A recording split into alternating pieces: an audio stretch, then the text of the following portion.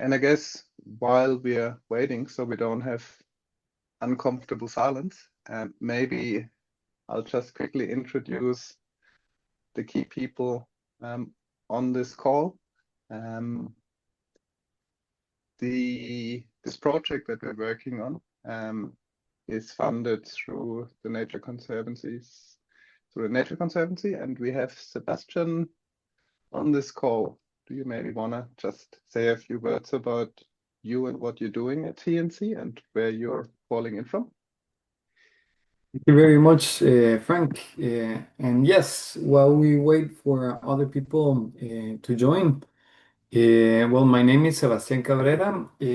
I work in the global team of conservation in partnership with indigenous people and local communities from TNC. And we are working in different geographies around the world, supporting indigenous and community-led conservation projects. And we started this relationship with the Indigenous Conservation Standards Community of Practice in CCNet and Conservation Management to analyze how we can do an effort to build guidance oriented for conservation practitioners that can support indigenous leadership and self-determination in conservation. So basically, how conservation practitioners and organizations can get better guidance on how to approach respectfully, build right relations, and conduct processes that support inclusion and indigenous leadership. Basically, at the end, for having conservation plans developed that reflect the visions and the priorities of indigenous peoples, and how we can come as partners to support their self-determination and the vision of how they want to manage their territories. So we're working on this, and we're excited to have you participating and sharing ideas on how to improve and shape this process and guidance together. Thank you, Sebastian. And I'm here as well with my wonderful co-host and collaborator, Stuart. Stuart, who are you and what are you doing? Why are you here? Why indeed. Hi, everybody. Stuart Cowell. So I'm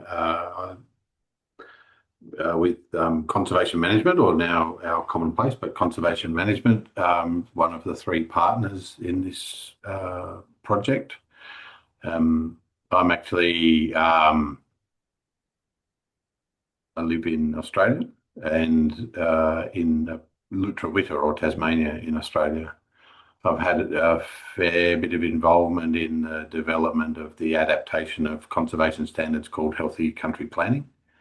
And we do a lot of healthy country plans, as does Frank, and have a lot of interest in really supporting First Nations to, take advantage of the tools that are available and be able to really work well and lead their own planning and work and so on in their community. So a lot of interest in this project and thinking about how we can really support both practitioners and communities to work together.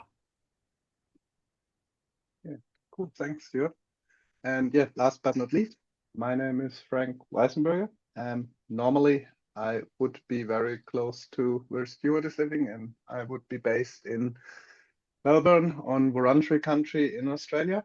But I'm actually currently calling in from Germany, where my folks are from and who I'm visiting over the summer. I'm a climate refugee from Australia, staying at the moment in Europe. Yeah, I guess because we're trying to stay on time, I would say even if it is at the moment only a small number of people on this call, to not make you wait any longer, I dare say we should probably kick off and get us going. And yeah, so let's have a quick look and start this slideshow here. I do hope that you guys can see first slide of our slideshow. All good, yes. Cool, terrific. So we're gonna have as well a second call later or tomorrow for some for our friends from the Americas. This call is, I guess, for a convenient time for Oceania, Africa, and Europe. And we're gonna have in about 12 hours another call similar to this. So as Sebastian was already alluding to, this workshop today is about developing practical guidance to adapt and enhance the conservation standards to support Indigenous and community-led conservation. And as Sebastian also said, and Stuart, we are, I guess, a consortium of people, all under the broad umbrella of the Conservation Coaches Network. Collaboration between the Community of Practice Conservation Standard Projects on Indigenous Land and Waters, the Nature Conservancy, and Conservation Management / our common place, the new name that Conservation Management is trading under. And what we have planned for today is we kind of are already deep into the welcome and introduction part. I'm gonna kick us off super quickly into providing a quick context and recapping what Sebastian already mentioned and focusing on the workshop objectives.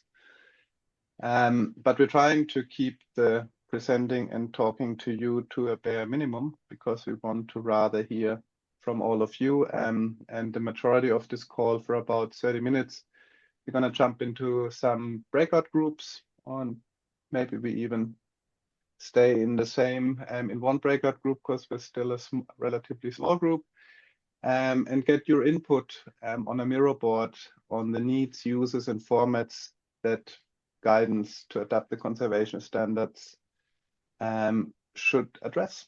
And then we round off on the hour with a quick report back to pick out some of those key insights we had from the conversation, and then we're gonna give you only an outlook on what's happening after that. So why are we doing all this? I guess as we're all working in this space, we know that Indigenous people and local communities are critical in achieving our ambitious goals of 30 by 30 and other things. And partnering with Indigenous people and local communities is key in achieving those goals. And there is more and more guidance actually on some of those aspects of partnering and working with Indigenous people. However, there is really not so much guidance yet, and in particular, not so much broad guidance spanning the globe versus more regional, local guidance on how we can actually adapt and enhance our adaptive management approaches to achieve and foster equitable, self-determined and community-led conservation. We all know we should partner with people, but how are we doing this in the best possible way? And for that purpose, we are coming together in this project, in this consortium, and collaborating with support from the Nature Conservancy to develop some resources. Some of you guys on this call would have been on previous webinars where we're developing, as part of this project as well, some specific tools to help us assess how projects are tracking in regards to equity and self-determination. And this webinar today now is in particular around the guidance aspect. And with that, I would like to hand over to you, Stuart, to tell us a little bit the story of healthy country planning in Australia, and the journey we went on for the past, gosh, 14 years, 15 years? I don't know. It's been a while. It's been a while. Yeah, sure. I think just check in. questions been answered? Because Tobias dropped a question into the chat, so I just wanted to. Yep, great. So yes, as Frank said, the overall project is really focused on that broad, supporting First Nations and tools and so on to do that. One part of that is how we can also provide support and guidance for conservation standards practitioners to work with First Nations, and particularly in thinking about how to adapt process and adapt the tools to the circumstance they're in. So I'll just talk a little bit about the sort of healthy country journey in very general terms to illustrate what we're getting at with there. So this is less about, here's a specific tool to do viability assessment, but rather, how do you actually go through the process of figuring out where to make changes and so on. So where Healthy Country Planning came from, some of you will recall, and possibly been around long enough to have used the original conservation action planning approach, which was the precursor then to conservation standards, which sort of emerged in 2006, 7-ish sort of thing. We were working, both Frank and I, with First Nations communities in the northwest of Australia, and were supporting them to develop conservation-based plans, and took to them the conservation standards and said, well, here's an approach and here's a way of doing that. But through that process of working with those communities,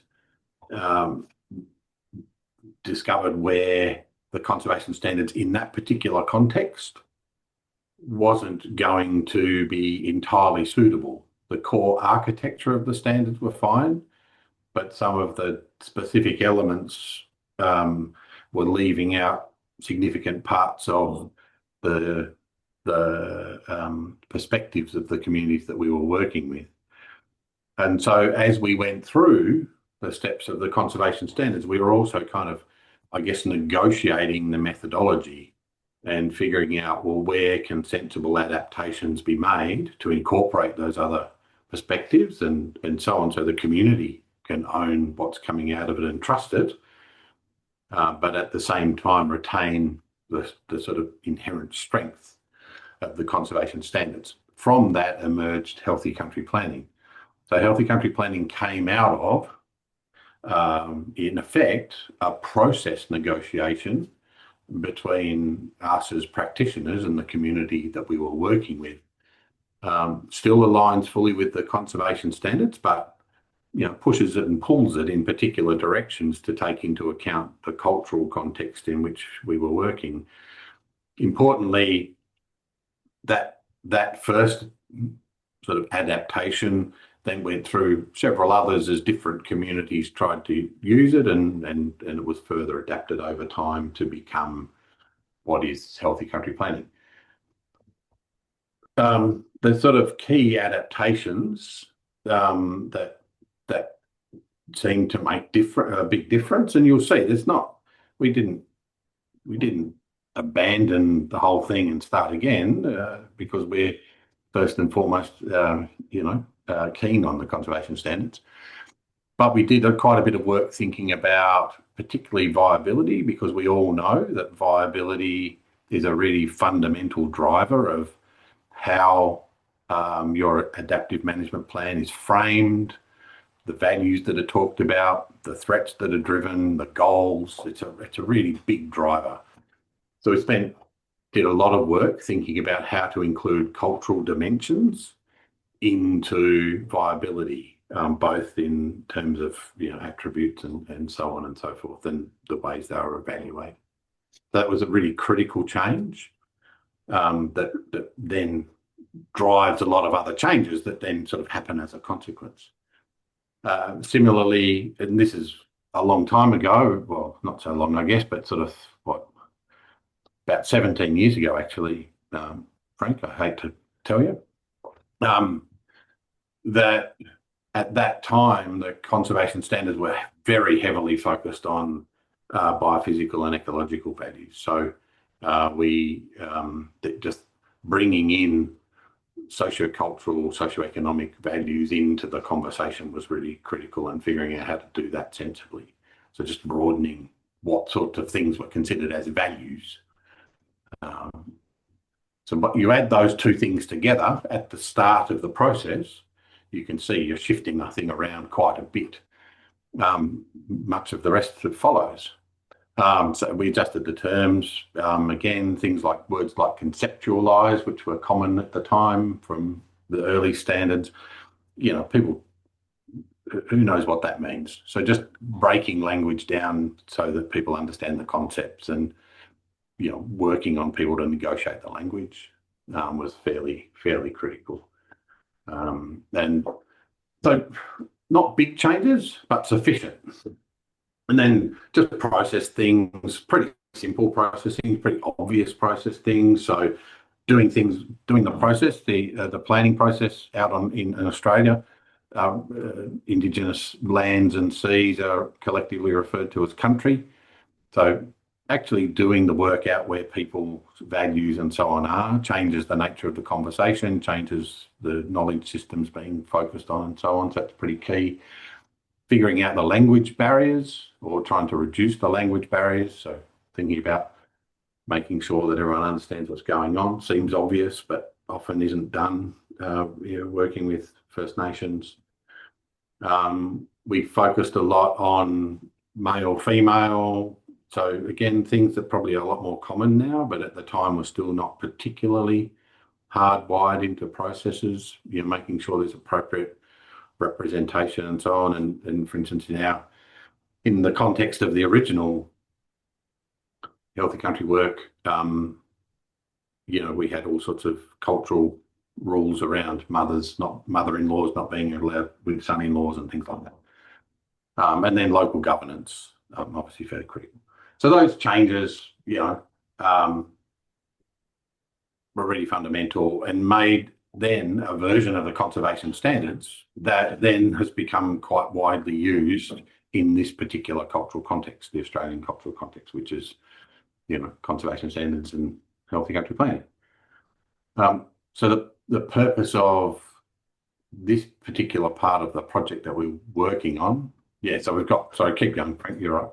So we've got like lots of PowerPoints and all the training tools and things like that. We've got workshop guides, we've got field guides for people. So the next part of that slide, I think, Frank, like the summary reference cards and things like that people can use as practitioners when they're doing healthy country planning. So I guess we then have subsequently been asked, well, let's do healthy country planning in other cultural contexts? And sometimes that's okay, but often, as it turns out, but often that's not. Just because it works in one cultural context doesn't mean it works in another. So critically, we don't just want to be then going, oh, well, we've done an adaptation, let's just put it out everywhere. What we need to do now is figure out, well, how do we support practitioners to be able to do a similar thing? Work in their local context, have something that's consistent with the conservation standards, but really works with local communities. And we can't possibly anticipate the many different variations that might result in, but what we can do is at least figure out what sort of guidance people need for how they might be able to adapt. So what we want to think about today is, what sort of needs do people have in terms of thinking about adaptation? What might the formats of that guidance be? What sort of things would be useful for you as practitioners working with First Nations or Indigenous peoples and local communities to help think about, well, how do I go through the process of adaptation so that I can use these tools in this place? That's our job. I think that covers it, Frank, but do you want to? I think you covered everything. Sorry, I've been as well, just responding to Tobias' question in the chat, but maybe I'll do that instead of typing it verbally. So healthy country planning has been developed, as Stuart said, for the Australian context. It was applied in different geographies here and there, but there have been as well varied other adaptations that came about in other geographies. For example, the Malame Ikekai approach that TNC has developed with coastal communities in Hawaii, and there is planning for future in the Northwest Territories in Canada. And as we will hear in the second webinar, our dear colleague Valentina worked with Christina Lush to create an adaptation called Healthy Territory Planning for Ecuador and Colombia. So rather than kind of using healthy country planning as one adaptation in other geographies, the benefit was rather, or the hope was rather, to create more regionally relevant adaptations. All right, so originally we were thinking about doing breakout sessions because we had about 80 people registering for this webinar, but as we all know, it's quick to register and it's much harder to then attend a meeting that we're registering for. So I wouldn't necessarily say we're doing it as a breakout session because we are a small enough group and we get more out of it if we all talk together. So what we want to do is we're gonna post a link to our Miro board in the chat for all of you. That Miro board is as well available outside of session as well, so that people can look back at what was said previously and can leave comments if they cannot necessarily attend this workshop. Everybody that registered will get all the feedback after this webinar. And on this, we have created, I guess, specifically for today's webinar and for today's session, a dedicated frame that I think Stuart will post. Yeah, Stuart has already posted the link. And that's yours there, Frank, just so you know. Okay, cool. So we're not going to do the group things. We're all in one big group. We're going to spend around 30 minutes on looking at some key questions to help us shape and figure out what this guidance needs to achieve. We want to talk about, and each of those questions, we have about 5 minutes, talk about the needs, like what do practitioners actually struggle most with when they're using adaptive management or the conservation standards with Indigenous people. Which parts are the trickiest for you and where is guidance most needed? Equally, how do people want to use that guidance to get, we're assuming always a lot, and assuming is not the best way forward. It's better to kind of to be really clear on what practitioners really are hoping to use guidance for, because that again will shape it to a point. We want to talk quickly about formats, like what formats are helpful. Like, are we talking here about a 190-page in tiny letter written black and white document? Are we talking about something visual? Are we talking about flashcards? Whatever it is. So what is the best format? What is needed to kind of for the planning? Like, one thing is the guidance, but what are those things, those key ingredients that you need to have in place before you embark on a planning project? And then, because you all work in diverse backgrounds, in diverse geographies, what are great examples that we don't know yet of that help us to provide us some guidance in, and maybe we can steal one or the other thought from something that works really well. And then I guess that's a good thing about not doing a breakout group. We don't have to do the report back because we all sit in the same conversation. So we can save the time and rather spend more time talking. Yeah, so that's pretty much what we're trying to do.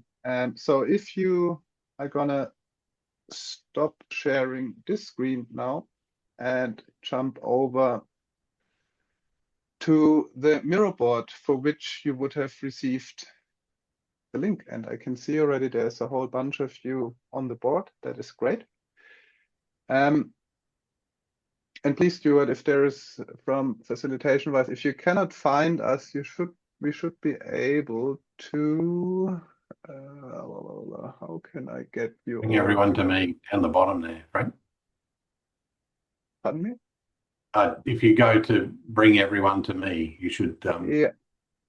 So everyone will go to Frank. I love this. I have full power over all of you, and this is very good for my ego, and hopefully helps you orientate yourself.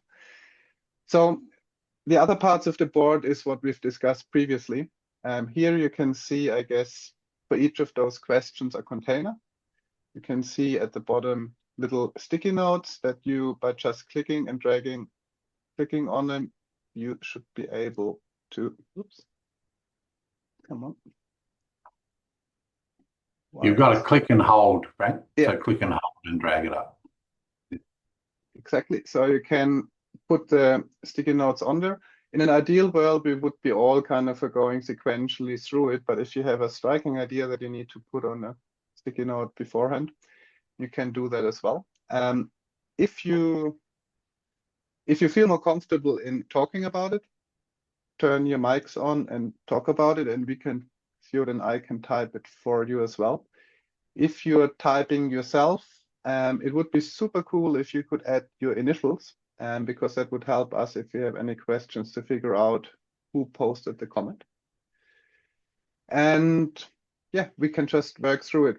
For those of you who are new to Miro, you should see as well on the bottom right corner, like this plus minus to zoom further in, because, well, at least I'm getting older and my vision is getting worse and worse. So it is probably better to kind of to go a little bit zoom in. So yeah, and as I said, the first question really is like, what are the needs? What are the aspects where people encounter the greatest difficulties when they're engaging with indigenous communities in adaptive management, to kind of to support effective community-led conservation? We've put a few examples there, like is it around setting of the scope? Is it ensuring good participation? Determining priorities? Yeah, what is it? Just add your thoughts on there. And please do feel free to unmute yourself and talk as well. It's nice to hear voices.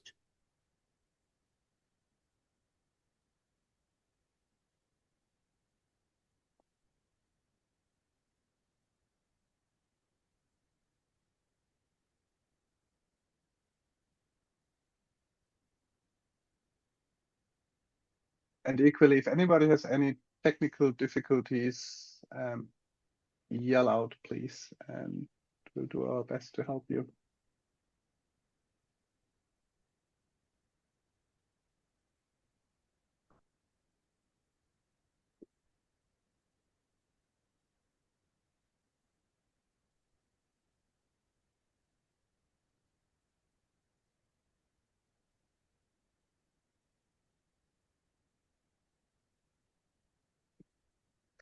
And just because I can, I'm gonna put someone on the spot now. And the first someone is gonna be you, Sebastian.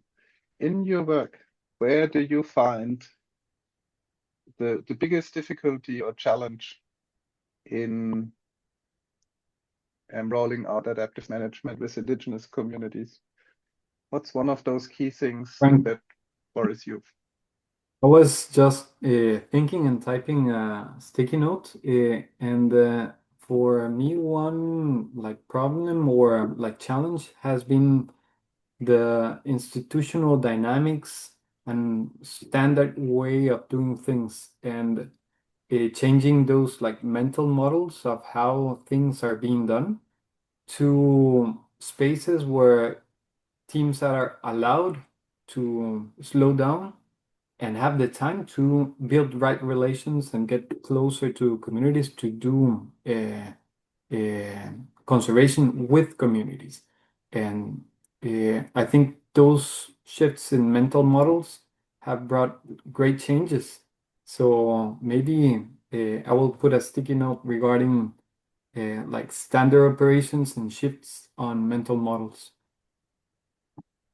Yeah, cool. Thank you, Anna, Sebastian.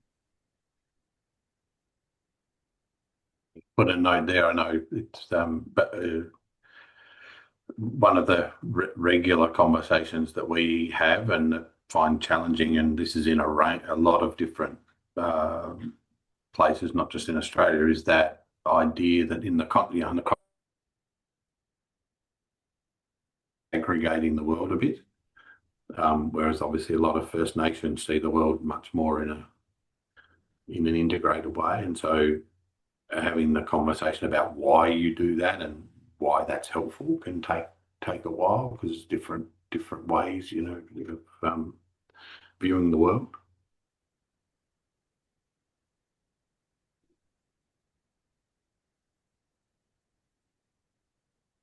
One of you is putting down a comment at the moment around stakeholder identification. So just to seek some clarification there, is this in your mind around figuring out like who are all the different indigenous or local communities specifically, or more broadly, like who are all interest holders in a project?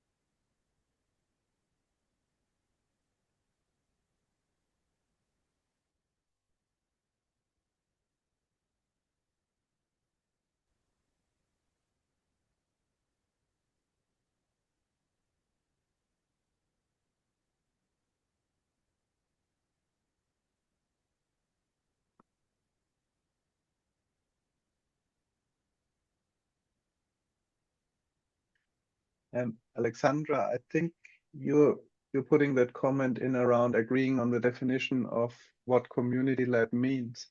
Can you help us understand in what geography, in what region are you actually working? Hi.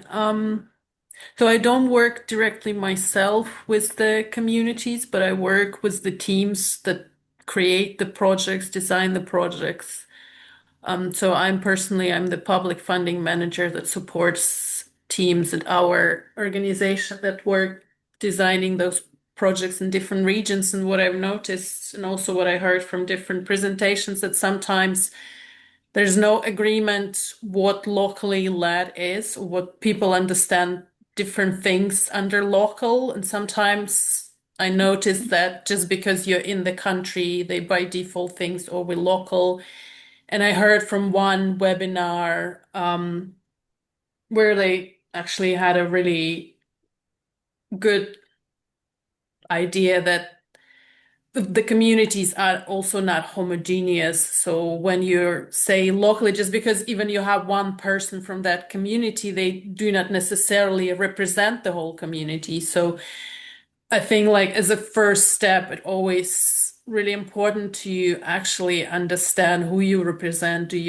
I guess it goes also towards identifying all the stakeholders. You might have only 2 out of your local group, and it doesn't cover all the people that are in this community. So you're just only reflecting their ideas and wishes of, I don't know, maybe X% of that community. So I think it's really important as a first step to have a really good understanding what locally actually means in the context of your project, and agree on that and be aligned with your partners and within the team as well, if it makes sense.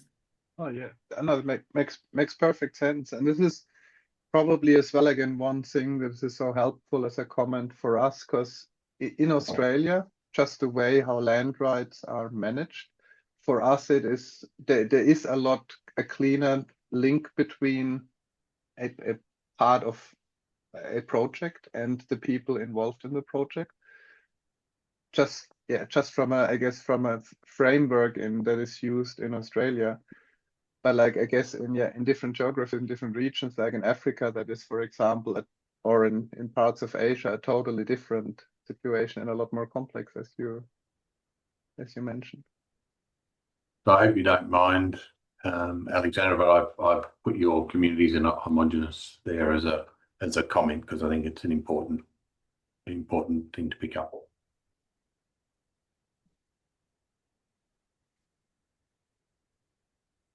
I reckon we should move across the users, Frank, if people aren't there already. Yeah, we have some overachievers that are quicker than me. So let's have a look there.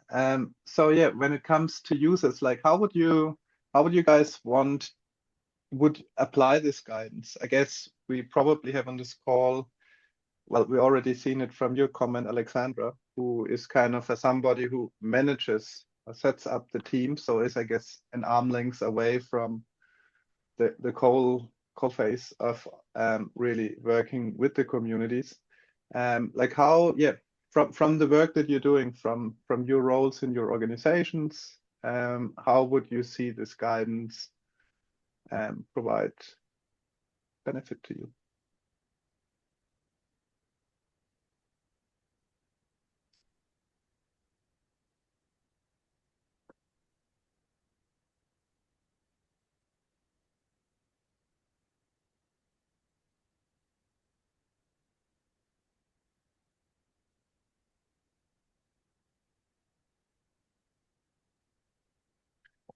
So, sorry, my ignorance with three-letter acronyms. PHL. Philippines. Philippines. Thank you, Tobias.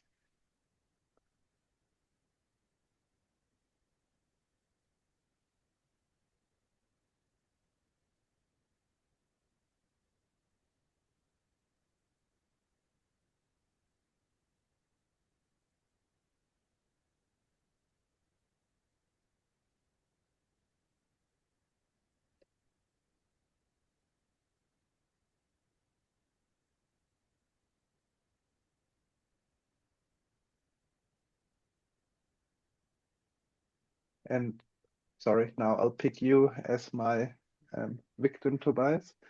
When you work with your teams and with your, I guess, your regional staff, is it ideal for you to kind of to work to provide people with step-by-step guidance, like you would give somebody something and they would then work on their own through it?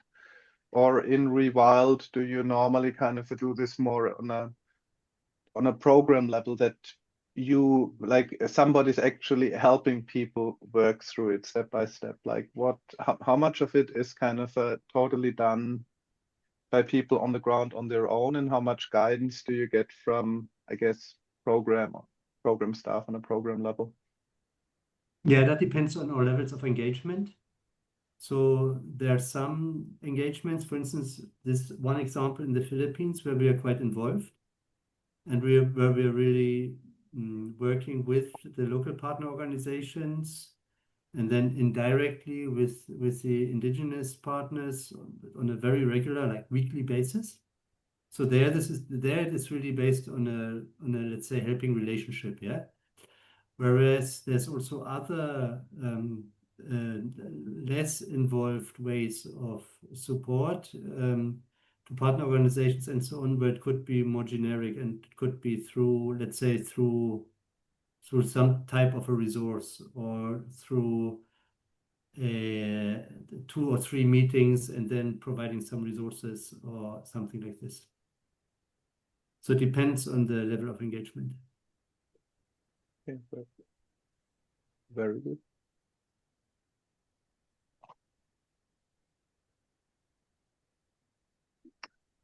All right. Stuart, what do you reckon? Should we spend more time on the users? I see people are now starting to fill out more things in the formats already. Yeah, we probably should move across to formats, Frank. Yeah.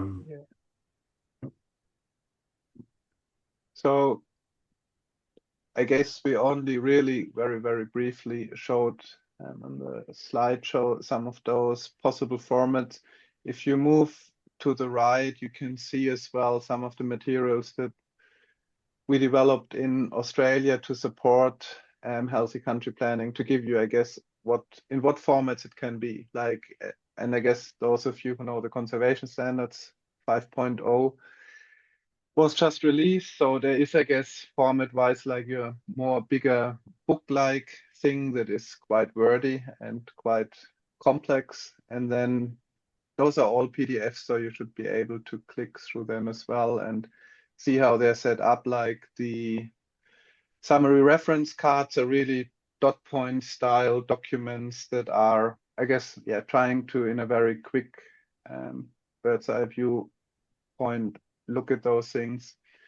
The tools to support the process that we developed, they're not so much talking about the process, but like about the different steps, and provide specific tools like an inclusion diversity tool, and some of the things Stuart elaborated on around, like how do we do viability assessment and other things. So there's a few examples there, and to not distract us too much. So what do we have in here? Oh, you like the scaling challenge, Tobias. I'm glad to hear that. I'll let Nick know. You will know. Yeah, no, like, and those tools were really good. Like, it was great fun developing those.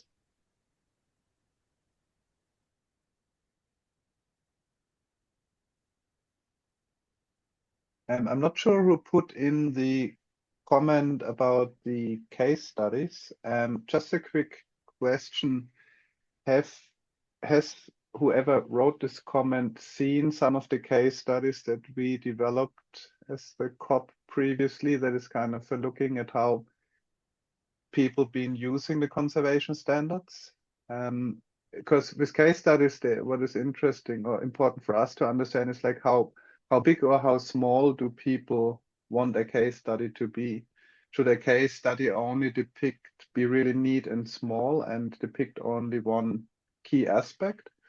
Or is it more helpful for people to really have a longer narrative that is more exhaustive and looks at the entire process?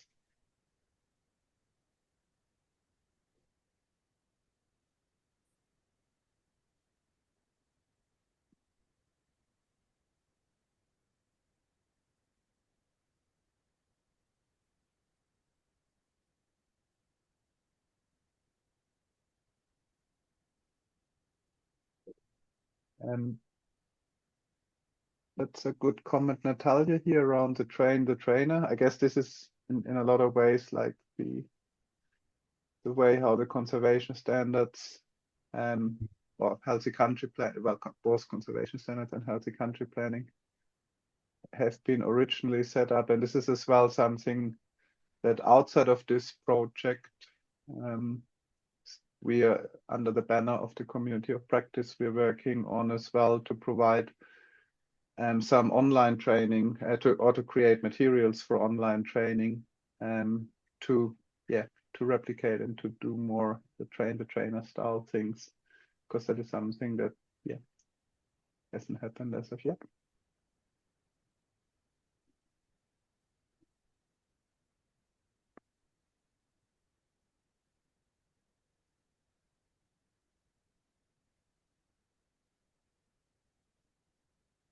Since we're kind of can spend a little longer if you want on formats, but Stuart, maybe would you like to talk a little bit around, because we have so far no sticky notes on the inputs, speak briefly about that one to see whether we need to maybe trigger people for a response. Yeah, I mean, I think for inputs, I would equally substitute sort of resources. So I guess it's possibly a bit of a sort of a combination of some of the others. But in essence, what are the things that you need in order to enable you to, use, do the things that you're talking about in terms of, I need to do this. This is when I would do it. This is the format of the tools that I would need. What are the kind of inputs you need to make that happen? And it doesn't have to be, it's not a particularly complicated question. It's just trying to understand, where it might be some of the adoption barriers around. Is it just a matter of resources, or is it access to people, or is it, what are the, so think about any project. Most projects inputs are, funds, people, skills, things like that. So it's just to get a sense of where you see some of the primary issues there that are going to help to enable, take up of change.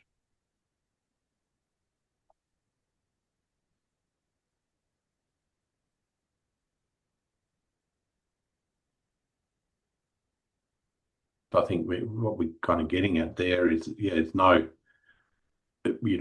it's useful to provide a sort of set of guidance materials, but if the critical input that's needed is funds, that's the or skill, or just people, bums on seats, then we need to be able to tailor things towards that.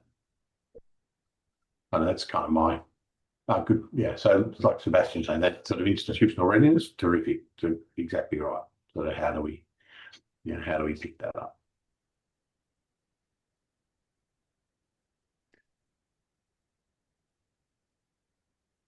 And this is out of my own practice, something that, to be honest, in my world becomes more and more relevant these days, is as well like the readiness of a community to participate in a project. We always think like, oh, there's funds, there is a purpose, let's get going. But if a community is not ready yet to start on engaging in a meaningful way, it doesn't matter what tools and what resources you throw in.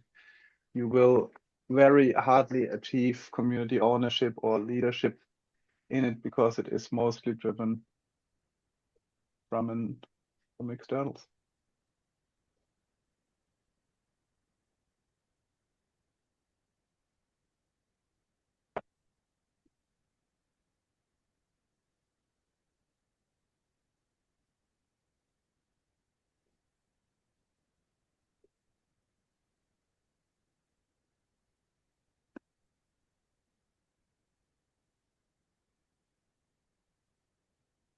And I gradually shift us across to the examples part, because we have kind of 8 minutes left in this webinar.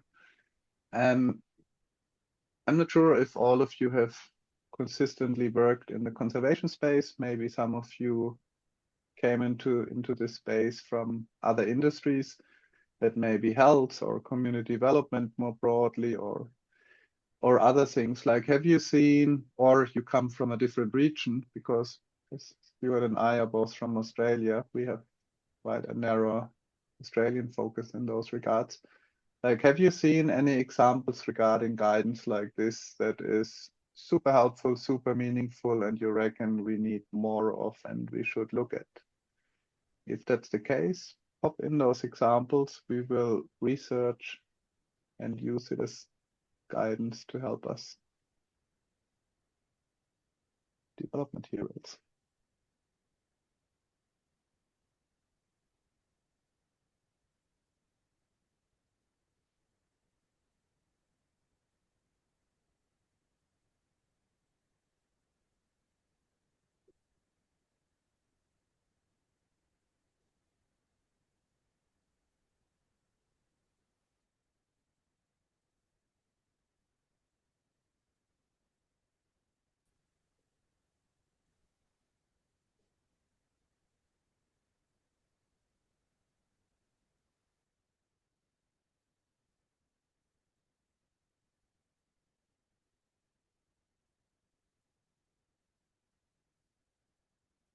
Look at how completely different areas have looked at this.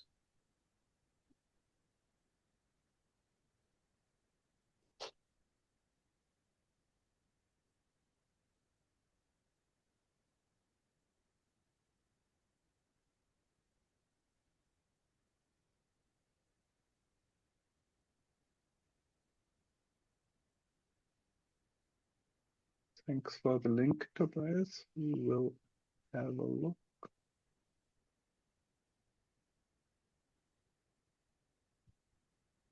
And thanks for that lead, Natalia. I have not yet heard of ICL. We shall investigate. I guess I assume, Natalia, that ICL is publicly available, so we can possibly find it if we look for it on the net.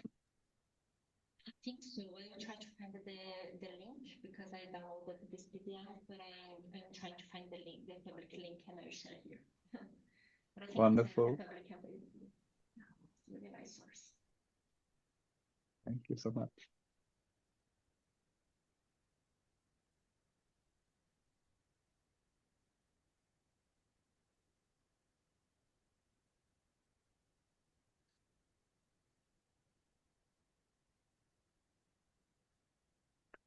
I'll give us another minute on the Miro board, and then in an ideal world, I'll jump back onto the webinar slides to give you an outlook to where to from here and what's going to happen.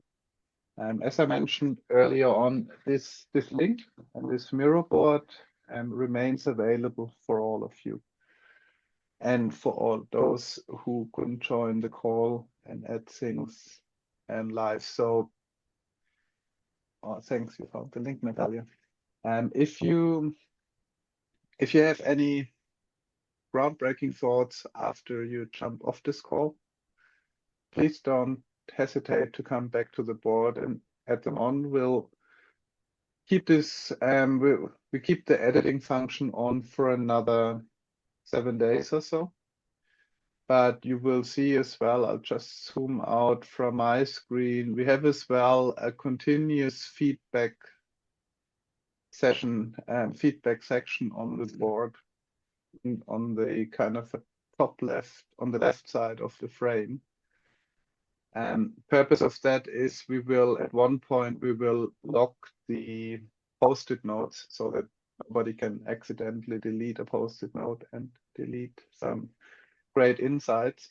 If you have outside of session any thoughts or just generally any guidance or recommendations or concerns about what we're doing here,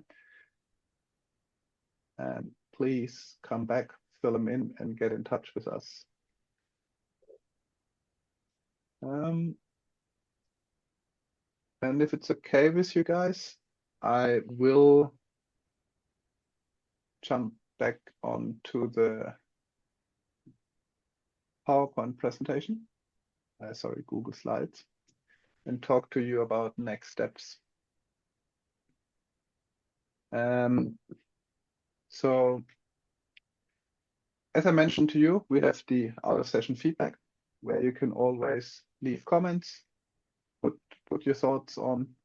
And as always, if you can add your initials, that will help us to trace back if we need to clarify anything, if there's any ambiguity in the comment, and to make sure that we're picking up the correct intentions. Tobias asked early on the call, like, how does this webinar link to the previous webinar? We had about, say, a month and a half ago, a webinar where we tried, in a similar way as here, tried to brainstorm some ideas around how can we create, or what does a tool need to look like that helps projects at the outset to ensure that community leadership, indigenous leadership in a planning adaptive management project is there from the outset. And in a similar fashion, we asked your feedback on a tool that helps a project that is already underway to assess where are we on the spectrum of community leadership. The information that you gave us in this webinar a month ago was super valuable, and we've been kind of trying to incorporate this in some prototype tools. So around the last week of August, we haven't yet picked a specific date, but most likely it will be around very similar kind of in the middle of the week. We will run another 2 webinar sessions, one again for this time zone and for you folks, and then the second one for a time zone that is more agreeable to the Americas. When we have determined the date and when we have created a registration link, we will share that through the email listserv and with everyone that has subscribed to one of those webinars. And we will post it also on our LinkedIn account from the COP. If you have joined this call through the invitation that Sebastian sent through the BCA network, and you would like to stay in touch through our communication channels, you can see on the slide a QR code. That QR code brings you to a sign-up list for our email listserv, where you can just pop in your name and your email address, and you will receive updates from us. We can promise very optimistically that we are not spamming people through this email listserv. There's not too much communication coming through, and you can also always unsubscribe. But it's just a super convenient way of staying in touch if need be.